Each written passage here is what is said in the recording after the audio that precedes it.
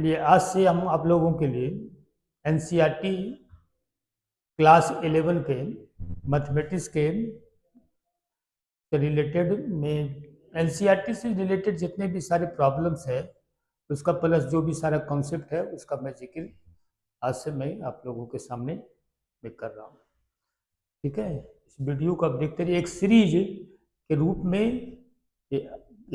रूप में एनसीईआरटी का एक सीरीज के रूप में ये आएगा और उसको आप देखिएगा पर डे वीडियो और आप बात करिएगा, सारा कंसेप्ट अपने आप क्लियर हो जाएगा। किसी तरह का कोई परेशानी आप लोगों को जरूरत नहीं होगी, महसूस नहीं। चलिए बच्चों शुरू करते हैं। देखिए एनसीईआरटी के का पहला जो चैप्टर आपके पास है वो सेट थ्योरी का कंसेप्ट है। तो सेट के बारे में बताने वाले थे मैथमेटिशियन। सेट कहते कि इसको भाई, इसके सेट का कंसेप्ट देने वाले एक मैथमेटिशियन थे, उनका नाम था जर्मन मैथमेटिशियन था, उनका नाम था आपका जॉर्ज कैंटर। जर्मन मैथमेटिशियन थे, उनका नाम था जॉर्ज कैंटर। तो थे, इनका नाम था, और जर्मन मैथमेटिशियन है,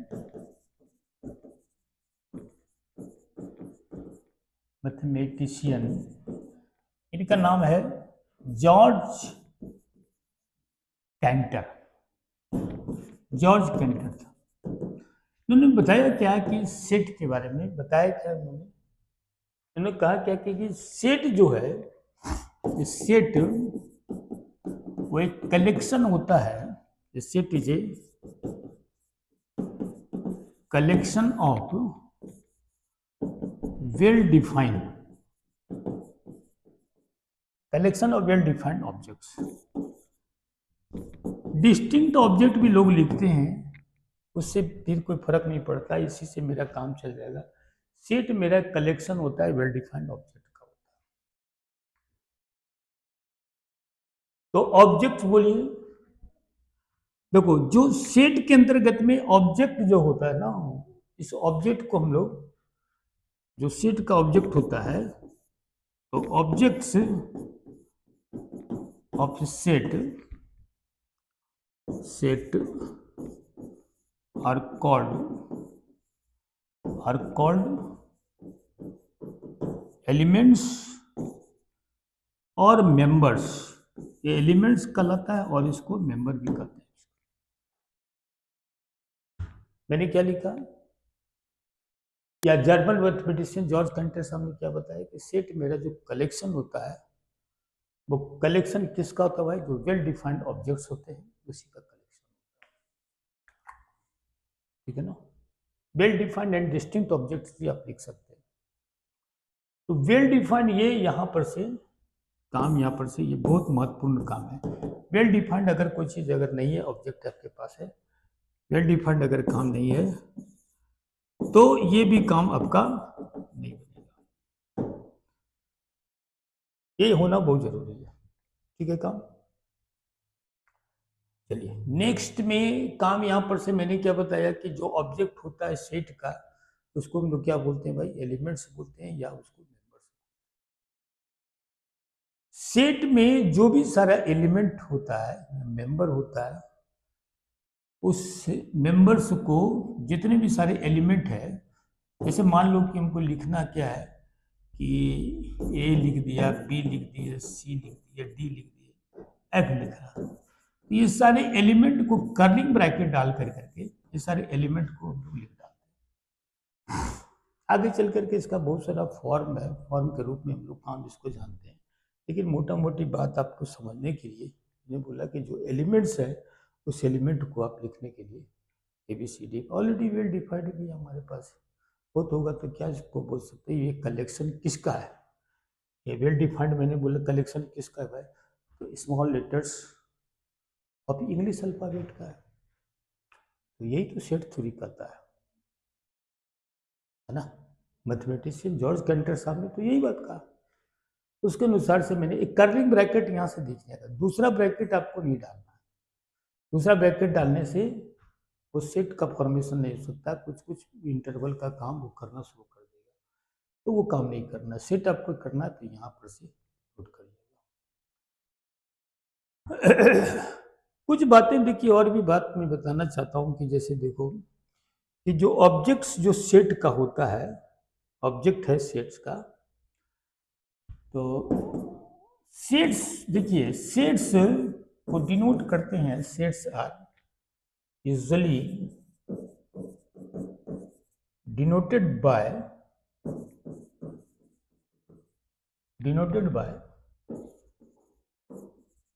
capital letters,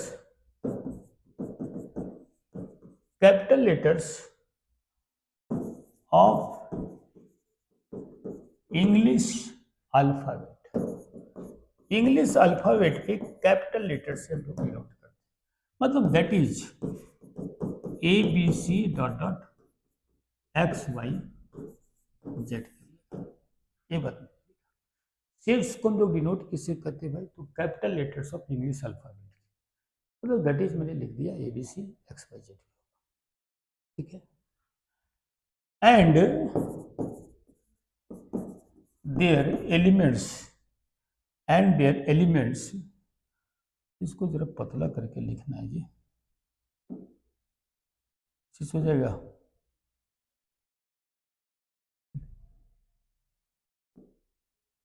and their elements are represented by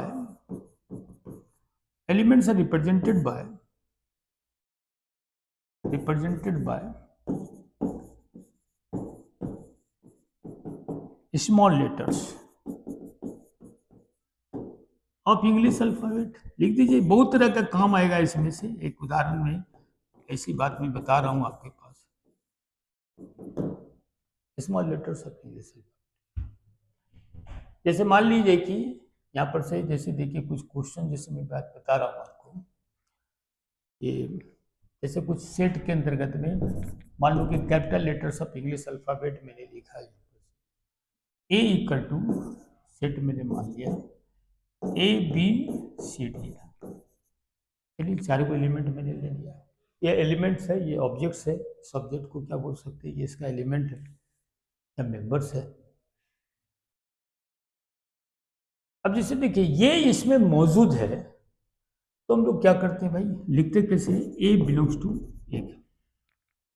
अगर एलिमेंट है, एलिमेंट अगर है तो इसको हम लोग लिखते कैसे, A बिलोंग्स टू A। ये सिंबल का मतलब होता है, ये सिंबल हो जाएगा आपका बिलोंग्स टू, ये सिंबल बिलोंग्स टू। ये देखिए, ये बिलोंग्स टू बोलिए, ये बिलोंग्स टू ए है। रीड एज, इसको हम लोग पढ़ते क्या भाई, read as A belongs to A, A belongs to A होगा, और ए इज इन ए भी पढ़ सकते हैं, ए मेरा ए में है। और क्या पढ़ सकते हैं भाई, ए इज एन एलिमेंट ऑफ ए। इतनी बातें अब कर सकते हैं।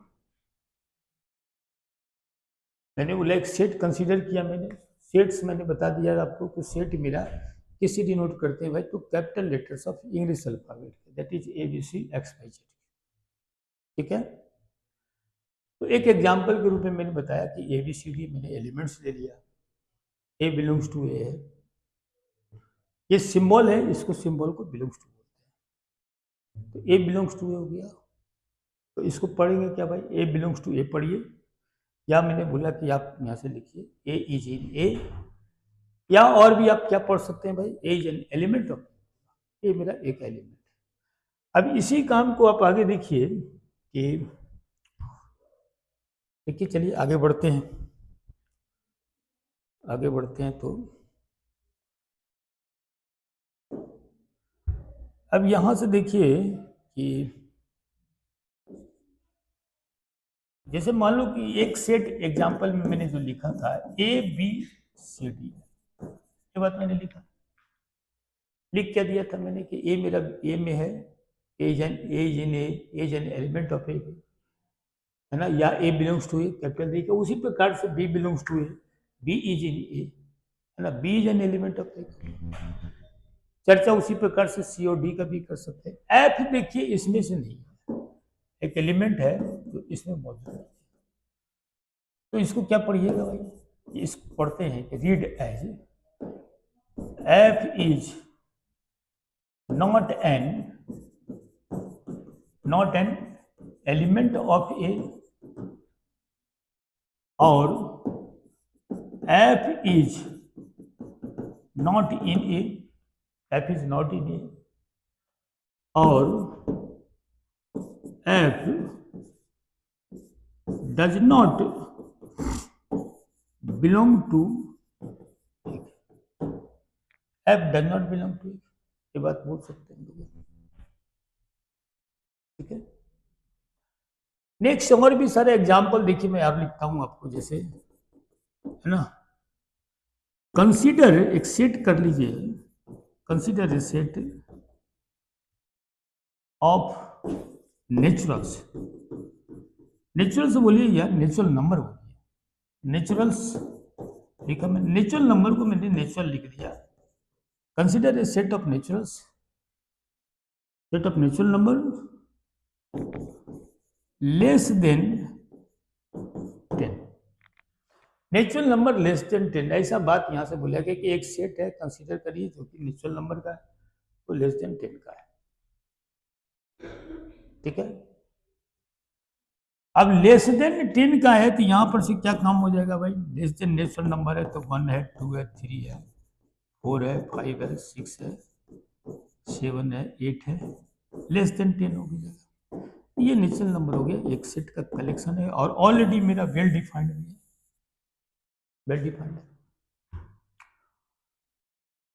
वेल डिफाइंड भी है, डिस्टिंक्ट भी आपको दिखाई दे रहा है। देखिए अगर ऐसे भी अगर आपके पास लिखा हो रहा है ना, तो देखिए एनसीईआरटी बुक में एक बात की और भी चर्चा करता है, जो डिफिनेशन में लोग बोलते हैं भाई कि well defined and distinct objects आपके पास है, ऐसा बात भी नहीं है। देखिए नोट्स में बात उन्होंने एनसीईआरटी बुक में एक बात का जिक्र भी उन्होंने किया है, एक सेट ले लीजिए, जैसे मान लो कि 1 1 1 2 2 3 4 डाल दीजिए, तो पूछ रहा है कि भाई ये सेट ही है, बोले ऑलरेडी एक सेट यहाँ पर से 2 लिख दिया तो क्या हो गया, 2 डज नॉट बिलोंग टू, ऐसा थोड़ी काम हो रहा है, रिपीटिशन मेरा अलाउ है ना। एक किताब यहाँ पर से उन्होंने बताया गया, सत्यदेव प्रसाद सिन्हा की बात उन्होंने बताया कि भाई repetition does not allow in case of the formation of a set, repetition allow कम है, हमारे एनसीईआरटी बुक में एक एग्जाम्पल के रूप में नोट्स में बात उन्होंने साफ लिख दिया है कि हमारे पास इस तरह का जो फॉर्मेशन है तो ये काम इस सेट के रूप में काम है, ये डिफिनेशन ही बताता है भाई ये सेट मेरा एक collection of well defined objects, बस एक सिंपल एक चर्चा के विषय है इसके अनुसार से। और भी जैसे देखिए, और भी जैसे देखिए एक यहाँ पर से वेल डिफाइंड का कंसेप्ट के रूप में मान लो कि ये वो हम कहते हैं कि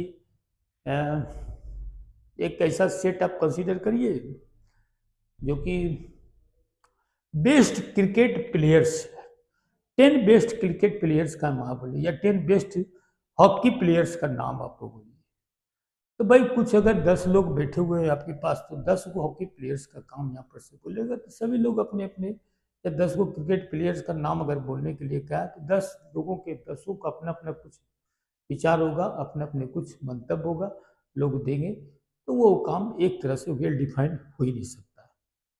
तो वेल डिफाइंड होने के लिए जैसे मान लो कि तो वो collection of 10 best cricket players मान लीजिए, बेस्ट राइटर्स ऑफ इंडिया हो जाएगा, बेस्ट पॉलिटिशियन यहाँ पर से आपके पास बोलता है, ये देखिए इसकी एडजेक्टिव है ना, बेस्ट क्या एडजेक्टिव है, एडजेक्टिव गुण विशेष किसी खास पर आपको जोड़ दिया गया, ये चर्चा का विषय नहीं है, ये कभी भी नहीं आपके पास सेट हो सकता है, सेट के लिए वेल डिफाइंड का होना जरूरी है, ठीक है ना काम। तो ये सब सेट का के अंतर्गत में ये सारी बातें नहीं हो सकती।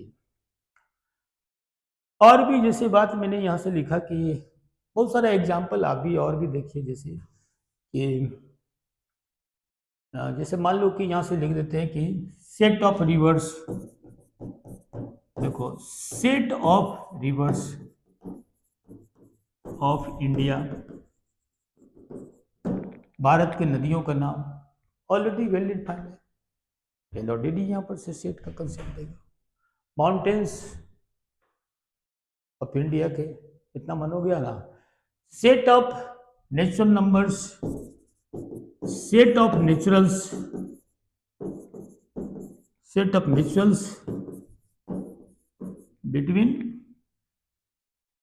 between 1 and 10, 1 and 10 बोलिए, या चलिए 1 and 10, 1 और 10 के बीच का नेचुरल नंबर बताइए। क्या लिख देंगे भाई? 2, 3, 4, 5, 6, 7, 8, 9। ऑलरेडी एक सेट है, ठीक है। चलिए आगे बढ़ते हैं। आगे बढ़ने के क्रम में मैं बताता हूँ आपको, देखिए एनसीईआरटी बुक में कुछ कुछ बातें और भी बात बताई गई। क्या है कि बहुत सारे सेट्स है जो कि आप रिप्रेजेंटेशन आप यहाँ पर से कैसे करिए। कुछ का मैं जिक्र करता हूँ। जैसे एन है, कैपिटल एन है, इसका जिक्र हम लोग करते क्या है कि कैपिटल एन है, ये बताता है set of naturals, natural number का सेट है। इसको हम लोग कैपिटल ए से डिनोट करते हैं, set of naturals. Z set of integers है, सेट ऑफ इंटीजर्स है ना। और आर यहां पर से दीजिए, सेट ऑफ रियल्स, रियल्स बोलिए या रियल नंबर लिखिए, रियल नंबर। सी बनाया set of complex number, complex number का सेट यहां पर से लिखिए, ये सी के बारे में बताया मैंने। और भी बात यहां से लिखिए, सेट ऑफ रियल नंबर यहां पर से क्यू बताइए, set of rationals, set of rationals, rationals बोलिए या रेशनल नंबर बोलिए, ये सब रिप्रेजेंटेशन है कि ये काम एनसीईआरटी किताब में बताया कि ये सब बातों से आप अगर रेशनल नंबर अगर आपके पास लिखना है तो आप रेशनल नंबर के यहाँ पर से क्यू का काम यहाँ पर से लिखिए, रेशनल नंबर का काम। इंटीजर का काम लिखना है भाई तो जेड का इस्तेमाल करिए, रियल नंबर लिखना है आपके पास तो आर का व्यवहार करिए, कॉम्प्लेक्स नंबर लिखना है तो सी का व्यवहार करिए, ठीक है ना। तो ये सारी बातें हैं, कुछ बातें यहाँ पर से बताया गया। जैसे मान लिया कुछ यहाँ पर से दे दिया कि एक सेट है, जैसे देखो कि यहाँ पर से लिख दिया जैसे 1/2, 2/3, 3/4, 4/5 है ना, डॉट डॉट यहाँ पर से, या इतने दूर करके बात को रखिए। मतलब कि ये ऊपर में जैसे फॉर्म आ गया P/Q का, तो P का मान मैंने यहाँ से ले लिया, P का जो वैल्यू ले लिया वो कितना होगा, P बिलोंग्स टू, मान लीजिए कि यहाँ पर से जेड नहीं बल्कि नेचुरल नंबर यहाँ से डालिए, P belongs to natural number and P का जो मान है वो 1 और 4 के बीच में है। और Q यहाँ पर से दिया, ये भी काम मेरे पास नेचुरल नंबर में है एंड Q की जो वैल्यू है वो कितना है, 2 से 5 के बीच में काम है। इस तरह का फॉर्म है। तो या दूसरे तरीका से यहाँ से भी आप लिख सकते हैं कि एक्स सच दैट इज, चलिए जब उसको हम लोग दो तरह के रिप्रेजेंटेशन ऑफ सेट्स में बताएंगे ना कि सेट का टाइप दो प्रकार का होता है, उस काइंड्स में इस तरह की चर्चा करेंगे। तो चलिए जरा सा देखते हैं जरा सा कुछ काम को यहाँ पर से कि क्या क्या बातें यहाँ पर से, जो बात मैंने बताया आप यहाँ पर से देखिए, बात बताते हैं हम लोग हैं कि concept of sets serve as a fundamental part of the present mathematics का। सेट्स यहाँ पर से आगे बढ़िए,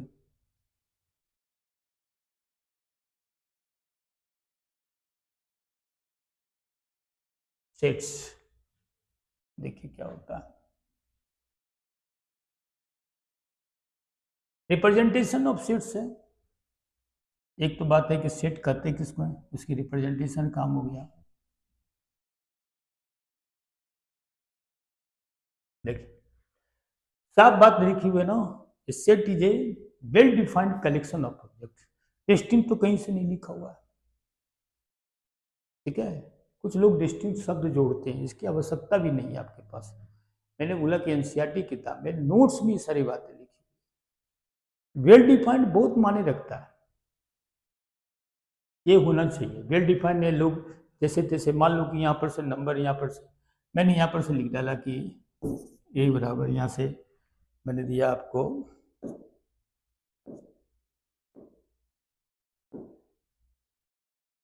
एक सेट मैंने दे दिया, कैपिटल लेटर से डिनोट कर दिया। एक नंबर मैंने लिखा 1 2 3, आई वो पी और क्यू डाल दिया। भाई किसको डिफाइन करिएगा? नेचुरल नंबर को डिफाइन करिएगा। तो पी और क्यू जैसे small letters of English alphabet है। ये काम आप कर सकते हैं क्या? ये काम नहीं कर सकते, सेट हो ही नहीं सकता क्योंकि ऑलरेडी ये वेल डिफाइंड है ही नहीं, ठीक है काम। इसीलिए सेट का डिफिनेशन है is a well defined collection of objects. बात का काम है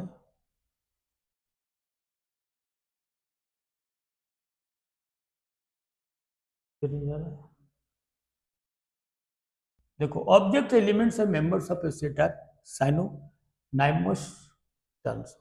एक ही तरह का काम है, ऑब्जेक्ट्स बोलिए, एलिमेंट्स बोलिए, मेंबर बोलिए, है ना, सब एक ही तरह का काम है। जैसे सेट्स के अंतर्गत में जो मैंने एलिमेंट लिखा, एलिमेंट मैंने लिखा था यहाँ पर से आपको एक बात एग्जाम्पल में मैंने बताया था। एग्जाम्पल में मैंने लिखा था आपको A equal to A B C D. इसी को आप ऑब्जेक्ट बोलिए, एलिमेंट्स बोलिए, मेंबर्स बोलिए, सब एक तरह के काम है, ठीक है काम। आगे बढ़िए देखिए, और देखिए objects elements and members of a set are synonymous terms हो जाएगा। सेट्स को मैंने बता दिया था कि एक capital letters of English alphabet है, A B C dot dot dot dot X Y Z, एक एटसेट्रा के काम है। ये काम होता है, स्मॉल लेटर से भी डिनोट करते हैं इंग्लिश कैपिटल लेटर्स के। ये तो हुआ एक एग्जाम्पल के रूप में ये काम कर रहा है। Elements of a sets are denoted by small letters of English alphabet का, a B c x Y z, ठीक है काम। सब बातें की चर्चा हो चुकी है। देखो P is an element of a set ए का, अगर P is an element of set ए का है तो मैंने क्या बोला था लिखने के लिए आपको, P is an element of set A है तो यहाँ पर से पी बिलोंग्स टू ए लिखिए। P is an element of a set A, या मैंने बोला कि p belongs to A, p is an element of A, p is in A, ये बात भी बोल सकता है। इसलिए p is an element of a set A है, तो यहाँ से हो गया इसका काम कि we say that P belongs to A, P belongs to A कर सकते हैं काम। चलिए आगे बढ़ते हैं। ग्रीक सिंबल ये एप्सिलॉन है ना, epsilon is use to denote the phrase belongs to. ये सिंबल तो व्यवहार किया था ना कि ये बिलोंग्स टू यहां पर से है, ए बराबर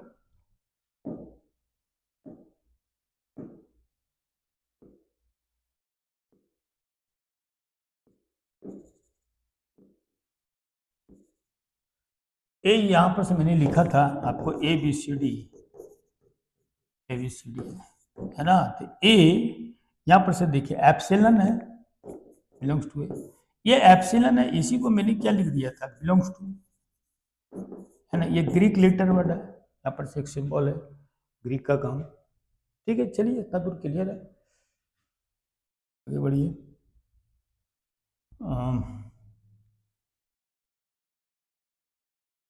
Ps not an element of set है, इसको काट दीजिए। पीज अगर सेट ए का एलिमेंट नहीं है तो पी को काटिए, पी को काटिए यहाँ पर से। P is not an element of a set, p does not belong to A, लिख दीजिए। P is not an element of A, p is not in A, p does not belong to A, पहले भी बात मैंने बताया आप लोगों को।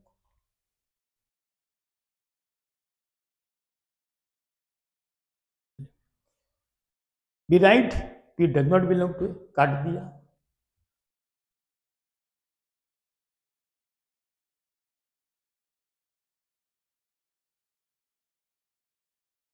एलिमेंट्स ऑफ ए सेट में be listed in any order.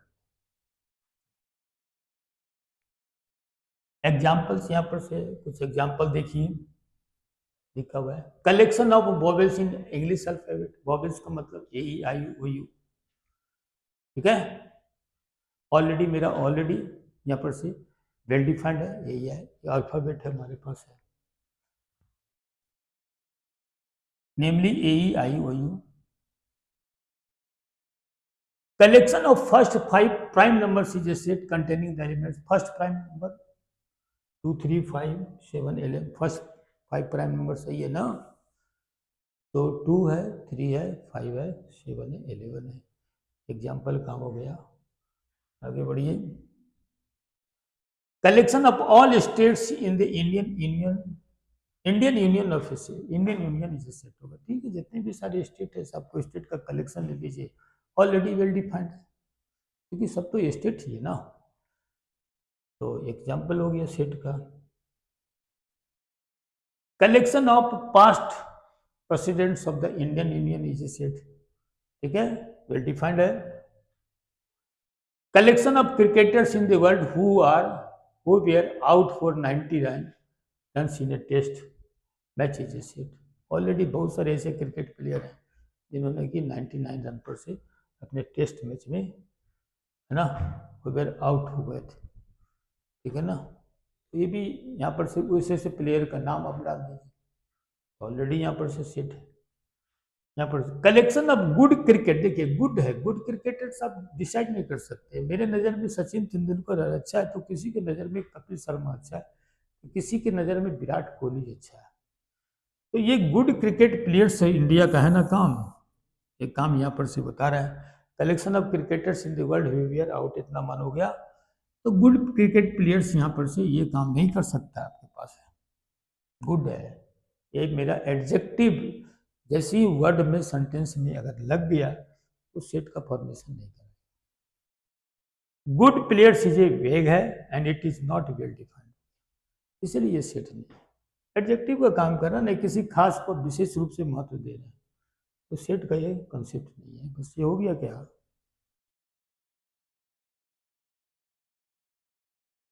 देखिए collection of all natural numbers less than 50, all natural number less than 50, बोलिए सेट होगा कि नहीं हो जाएगा, वेल डिफाइंड है, ये भी सेट का काम करेगा,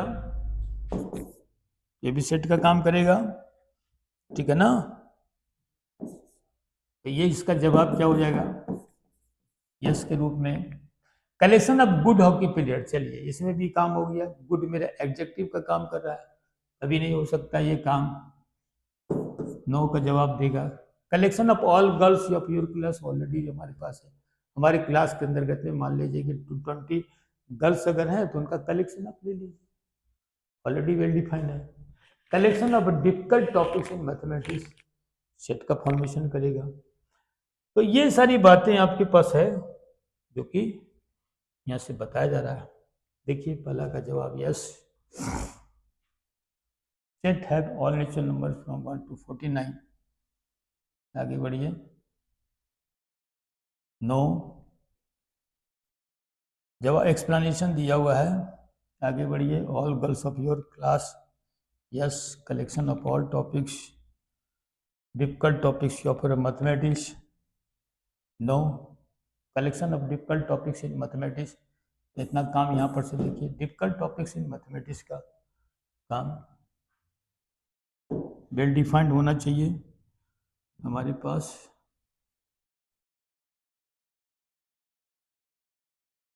चले है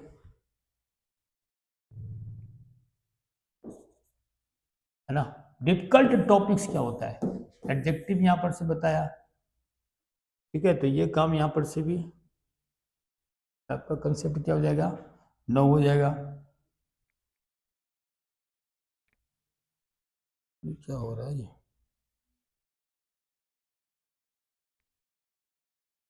ठीक है। चलिए आगे बढ़ते हैं, इसमें से तो छोटा मोटा एग्जाम्पल यहाँ पर से काम है। देखिए, because there is no specific criteria to determine whether a topics in mathematics is difficult और नॉट। ठीक है, डिफिकल्ट टॉपिक्स कौन सा है भाई? कुछ के लिए डिफिकल्ट है तो दूसरे व्यक्ति के लिए तो वो तो आसान का काम है। ठीक है, और कुछ?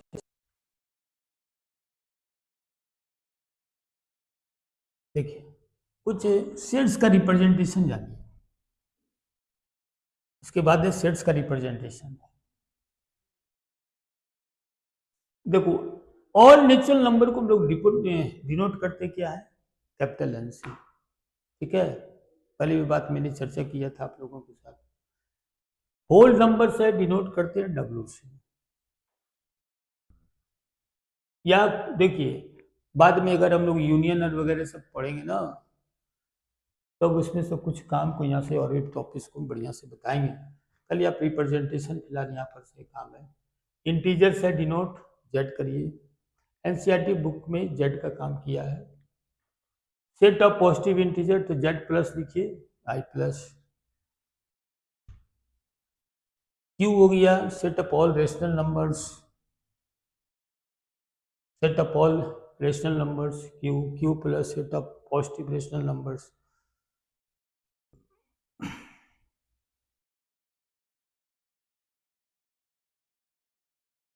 Set of reals numbers, R plus set of positive real numbers. ठीक है, नेक्स्ट क्लास में हम आप लोगों को बताएंगे कि सेट्स का रिप्रेजेंटेशन क्या चीज होता है। देखिए, ये तो पीछे वाले काम में मेरा जो था कि डिफिकल्ट जो टॉपिक्स हो जाएगा, तो डिफिकल्ट टॉपिक्स इन मैथमेटिक्स के तत्व में हम लोग क्या चर्चा कर सकते हैं, क्या इसका एक्सप्लेनेशन दे सकते हैं। इसका एक्सप्लेनेशन नहीं होगा ना कि मान लीजिए कि वो चैप्टर किसी एक बच्चों के लिए वो डिफिकल्ट हो सकता है, दूसरे बच्चों के लिए तो आसान काम है। तो आप ऑलरेडी वेल डिफाइंड आप इसमें से नहीं कर सकते, तो इसलिए सेट की चर्चा नहीं होगी। सेट इसमें नहीं करेगा, सेट डिफाइंड, क्योंकि वेल डिफाइंड है ही नहीं तो सेट करना। चलिए बच्चों, नेक्स्ट क्लास में हम आपको बताएंगे रिप्रेजेंटेशन ऑफ सेट्स के बारे में। ठीक है काम, तब फिर उसको सेट्स का रिप्रेजेंटेशन कैसे करते हैं, दो प्रकार का फॉर्म है, एक सेट बिल्डर फॉर्म है, दूसरा टेबुलर फॉर्म है। ठीक है, चलिए नेक्स्ट क्लास में चर्चा करेंगे।